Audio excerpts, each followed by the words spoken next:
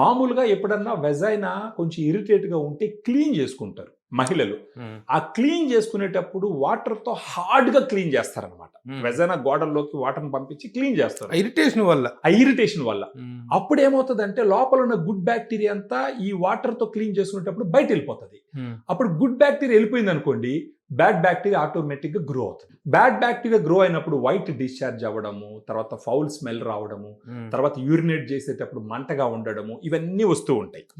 So ఎప్పుడు కూడా ఆడవాళ్ళు చూసుకోవాల్సిన జాగ్రత్త ఏంటంటే క్లీన్ చేసుకోవాల్సిన అవసరం లేదు సార్ వెజైనాని. యాక్చువల్గా అది సెల్ఫ్ క్లెన్సింగ్ ఆర్గాన్, తనంతట అది క్లీన్ అయ్యేటటువంటి ఒక అవయవం.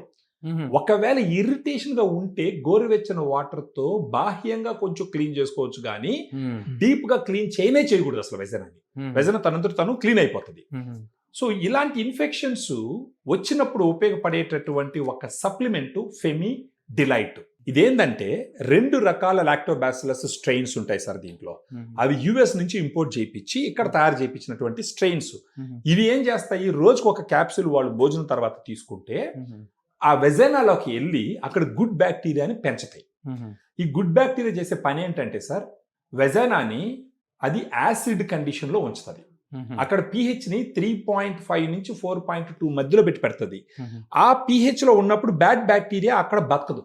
ఎందుకంటే ఆమ్లంలో బతకో కదా సార్, యాసిడ్లో బతకో ఏది కూడా. ఇది యాసిడ్ ఎన్విరాన్మెంట్. <7 ఉంటే యాసిడ్ ఎన్విరాన్మెంట్, అబౌవ్ 7 ఉంటే అది ఆల్కలైన్ ఎన్విరాన్మెంట్. ఈ గుడ్ బ్యాక్టీరియా ఈ యాసిడ్ అక్కడ ప్రొడ్యూస్ చేయడం వల్ల అక్కడ ఏంటంటే బ్యాడ్ బ్యాక్టీరియా గ్రో అవ్వదు. సెకండ్, ఈ బ్యాడ్ బ్యాక్టీరియాని చంపేటటువంటి కొన్ని కెమికల్స్ని ఇప్పుడు ఈ ఫెమిడిలైట్లో ఉండే గుడ్ బ్యాక్టీరియా రిలీజ్ చేస్తుంది అక్కడ. సో ఆటోమేటిక్గా బ్యాడ్ బ్యాక్టీరియాని చంపడం వల్ల ఎప్పుడు కూడా వెజైనా హెల్తీగా ఉంటుంది.